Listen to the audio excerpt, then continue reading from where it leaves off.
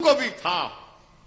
मेरे अजीज दोस्तों और बुजुर्गों, मेरे बोलने का बतलाने का मकसद एक ही है कि भारत के मुसलमानों को अपने हौसले बुलंद रखना है। हमको डर और खौफ को अपने करीब आने नहीं देना है। ये वतन हमारा है और रहेगा। अब हम यहां से कोई दूसरे मुल्क को छोड़ के जाने वाले नहीं हैं।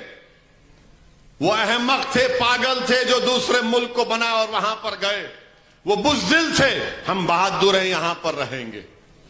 ये ख्वाजा अजमेरी का मुल्क है। ये ख्वाजा अजमेरी का मुल्क है। हम रहेंगे यहां पर।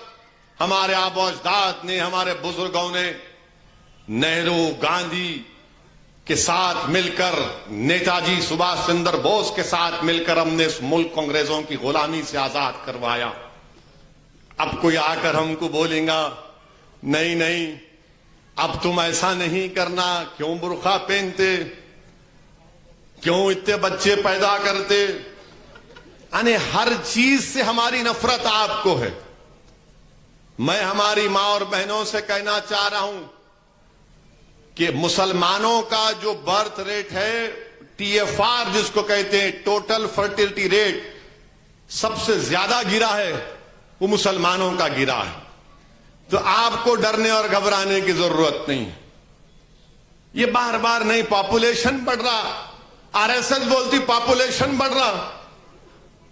कैसे बढ़ रहा पॉपुलेशन? नहीं, वो बांग्लादेश से घुस के आ जा रहे। तो क्या आपकी जो BSF है, सॉरी, बिरयानी खा के सॉरी, बॉर्डर पर तो BSF है ना। नहीं, बांग्लादेश से आके मजहब तब्दील करते रहे। हाँ? ऐसा कैसा तब्दील हो रहे? अच्छा, बांग्लादेश की इकोनॉमी भारत से अच्छी है।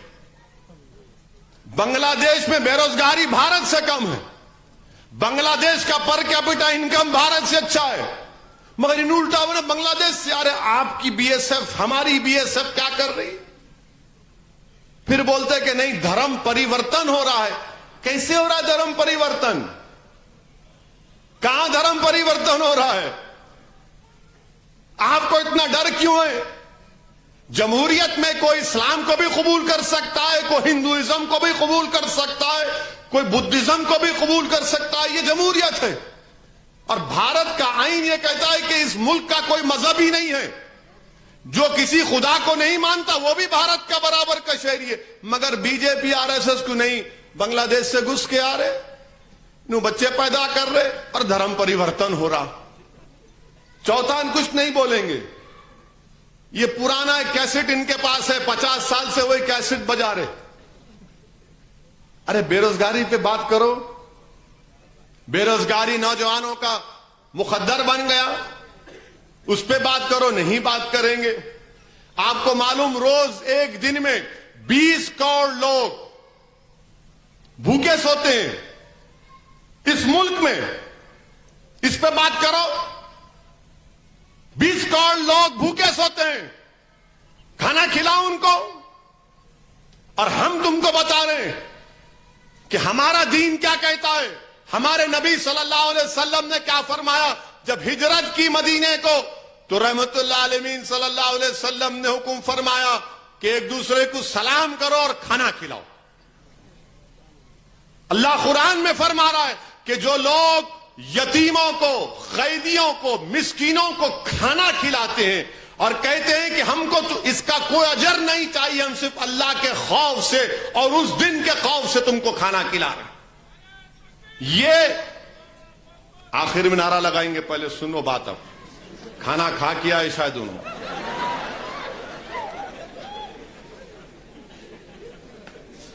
तो ये भूखे 20 करोड़ लोग भूखे सो रहे। मगर आपको क्या, मैं बांग्लादेश से आ रहे, धर्म परिवर्तन हो रहा, बच्चे बहुत पैदा कर रहे, पॉपुलेशन बढ़ रहा। कहां बढ़ रहा पॉपुलेशन? भाई गवर्नमेंट का डेटा है ना, प्रधानमंत्री श्री मोदी का डेटा है, मेरा नहीं है। वो कह रहे हैं, सुप्रीम कोर्ट में जवाब दाखिल किए कि हमको 2 बच्चों का कानून नहीं बनाना है। इस मुल्क में सबसे बड़ी परेशानी जो आने वाली है, याद रखो मेरी बात को आप, अगर आज के बच्चे जिंदा रहेंगे तो 2035 और 40 में इस मुल्क में करीब 35 करोड़ लोग या 40 करोड़ लोग 60 साल के ऊपर के रहेंगे। कौन खिलाएगा उनको? क्या मन की बात से पेट भर जाता? क्या मित्रों बोलने से पेट भर जाता? ये नहीं गवर्नमेंट का डेटा, ये मेरा नहीं है। तो मुल्क में सबसे बड़ा चैलेंज जो है रोजगार का, महंगाई का, लोग भूखे सोते हैं 20 करोड़ के करीब लोग।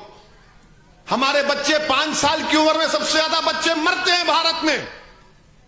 इसके बारे में बात करो। नहीं, खाली हिंदू मुस्लिम, हिंदू मुस्लिम, दूसरा कुछ भी नहीं है। इस पे रोटी सेको। अब यह तेलंगाना में निजाम मुसलमान, अरे दूसरा कोई नहीं है क्या तुमको काम? बात करें कि निजाम, दूसरा मुसलमान। अरे निजाम से मेरे को क्या करना है रे? उन हुकूमत थी उनकी, उन्हों चले गए। हां, मैं मुसलमान हूं, भारत का मुसलमान हूं।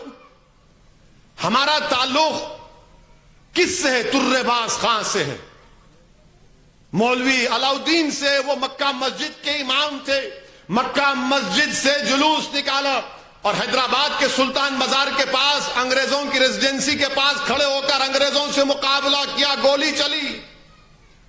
सबसे पहले काला पानी कौन गए? हैदराबाद का हैदराबादी गया था। सुनो आरएसएस बीजेपी वालों, तुम्हारे कोई प्यारे नहीं गए थे।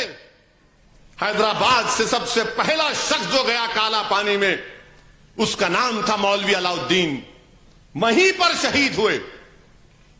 और तुम्हारे प्यारे सावरकर तो लव लेटर लिखे 6 अंग्रेजों को, माफ कर दो, माफ कर दो, माफ कर दो। और आप आके हमको बता रहे वफादारी, हमसे पूछ रहे। हमारी वफादारियों की निशानी देखना है, कब्रिस्तान में जाकर देखो। हम अपनी मां की कोख से पैदा होते तो जिंदा रहते हैं इस मुल्क में, हक की लड़ाई लड़ते हैं, अल्लाह की वहदानियत का इकरार करते हैं, अपने नबी मोहम्मद मुस्तफा सल्लल्लाहु अलैहि वसल्लम के गुलामी का तोग डालकर हम अपने हक के लिए लड़ते हैं। और जब अल्लाह की तरफ से बुलावा आता, इसी जमीन में चले जाते। मगर आप नहीं बात करें कि बस अब ये बीजेपी तेलंगाना में क्या निजाम है। अरे निजाम से हमको क्या करना है रे? हर चीज में। अब ये तेलुगु मीडिया वाले भी असदुद्दीन ओवैसी भाषण ये बोले। अरे ये बोले तो मोदी क्या बोले पूछो ना। मोदी के बारे में कुछ नहीं बोलना। ये मीडिया वाले बोलते आप सब बोलो, मगर उनके बारे में नहीं बोलना। क्यों नहीं बोलना भाई? क्यों नहीं बोलना? बराबर बोलेंगे। अगर हम नहीं बोलेंगे तो फिर कौन बोलेगा? बोलना है हमारे को।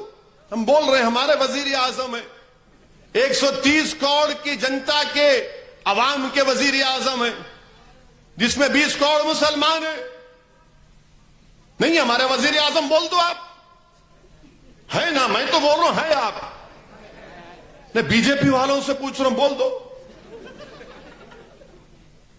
भाई। निजाम से तुम्हारी को इतनी मोहब्बत, हम तो बोल रहे 130 करोड़, मगर हर जगह पर कुछ नहीं है। कहीं भी इलेक्शन हो रहा, ये पातापस्ती में ऐसा हुआ,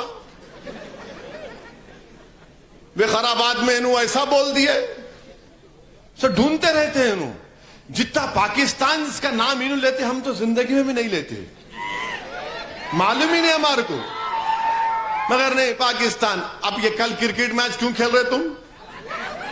नहीं खेलना था। नहीं, हम पाकिस्तान नहीं जाएंगे, मगर पाकिस्तान से ऑस्ट्रेलिया में खेलेंगे। अब्बा ये क्या मोहब्बत है? मत खेलो पाकिस्तान से। क्या होता नहीं खेले तो?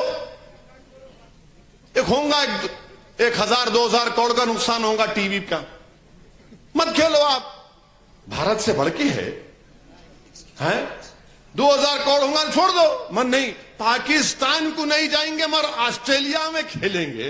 हाँ हो, क्या मोहब्बत है भाई। अब कल देखो आप, अब वो मैच कौन जीता कि नहीं मालूम।